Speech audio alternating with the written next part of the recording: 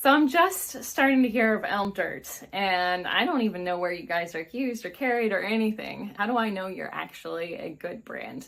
And so there's a lot of stuff on the internet today about different brands. There's a lot of new products out there, and you guys are right to be skeptical and ask questions.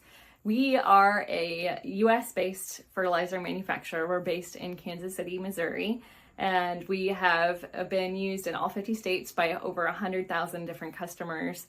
We've been used by master gardeners, we've been used by championship rose growers, we've been used to grow championship pumpkins, been used all sorts of farms, all different crops, all different soil types.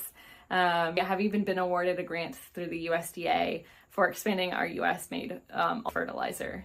So you can definitely stand behind what we have been doing here, the science behind our products, and see the difference for yourselves.